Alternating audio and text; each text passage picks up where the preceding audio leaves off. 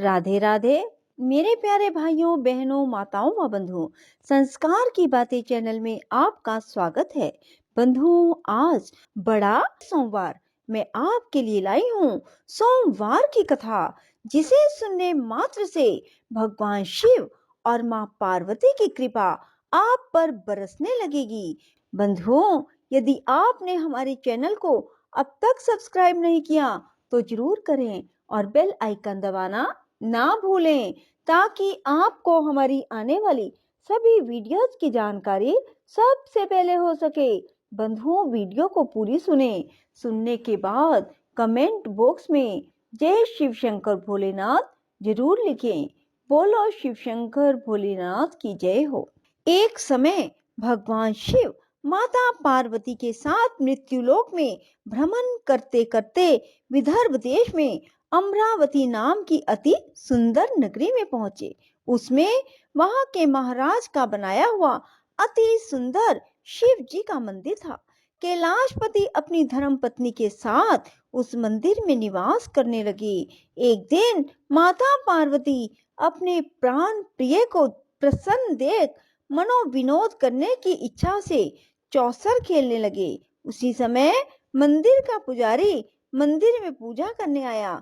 पार्वती जी ने ब्राह्मण से प्रश्न किया, पुजारी जी बताओ, इस बाजी में हम दोनों में किसकी जीत होगी? ब्राह्मण बिना विचारे ही बोल उठा, महादेव जी की जीत होगी।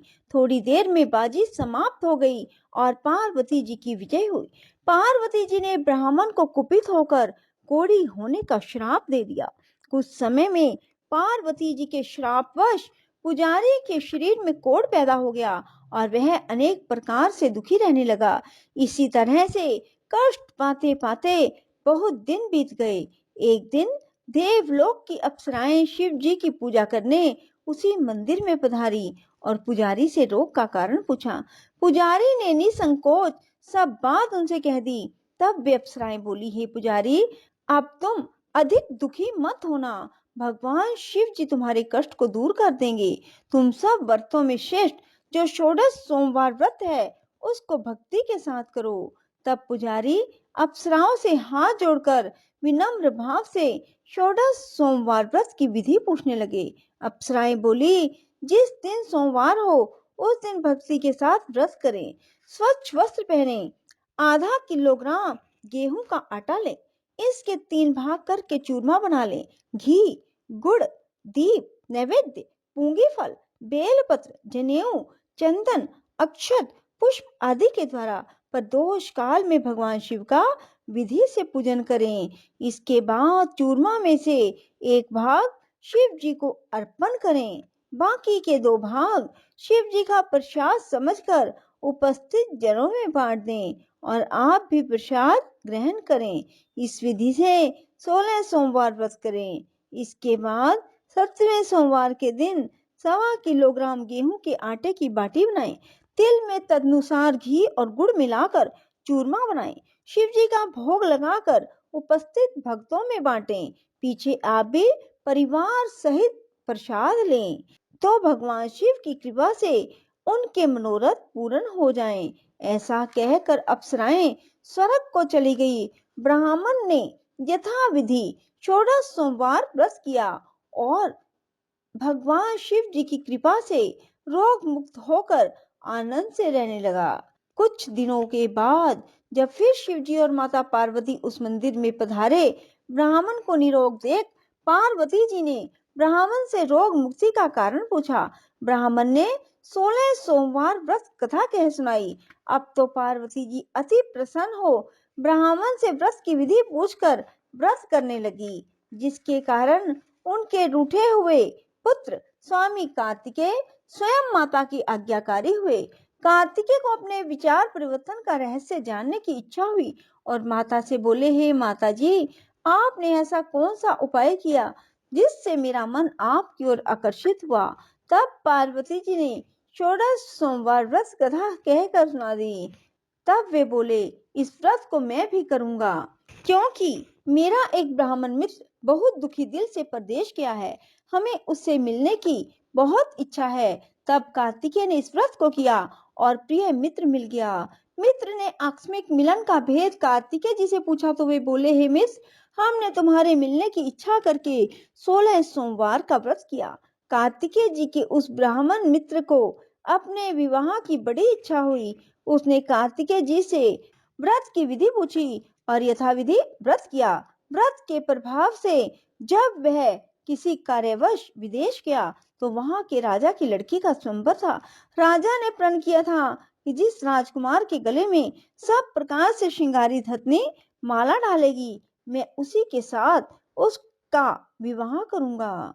शिव जी की कृपा से ब्राह्मण भी स्वयंवर देखने की इच्छा से राजसभा में कोर बैठ गया। नियत समय पे हथनी आई और उसने जयमाला उस ब्राह्मण के गले में डाल दी।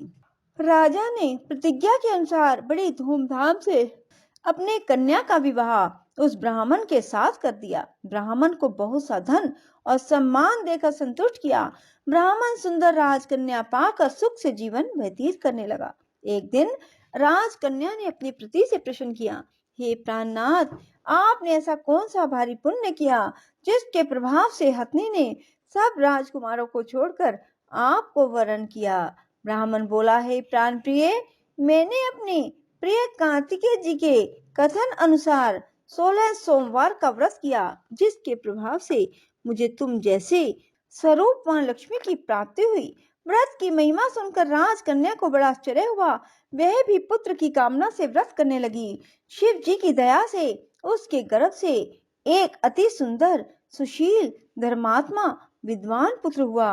माता पिता दोनों पुत्र को पाकर अति प्रसन्न हुए और उसका लालन पालन भली प्रकार से करने लगे। जब पुत्र समझदार हुआ तो एक दिन उसने माता से प्रश्न किया, तुमने कौन सा तप किया है जो मेरे जैसा पुत्र तेरे गर्भ से उत्पन्न हुआ? माता ने पुत्र का प्रबल मनोरथ जानकर अपने किए हुए 16 सोमवार व्रत को विधि के सहित पुत्र के सम्मुख प्रकट किया। पुत्र ने ऐसे सरल व्रत को सब तरह से मनोरथों का पूर्ण करने वाला सुना तो वह भी इस व्रत को राज्य अधिकार पाने की इच्छा से करने लगा। इसी समय एक देश के वृद्ध राजा के दूतों ने आकर उसका राजकन्या के लिए वरण किया।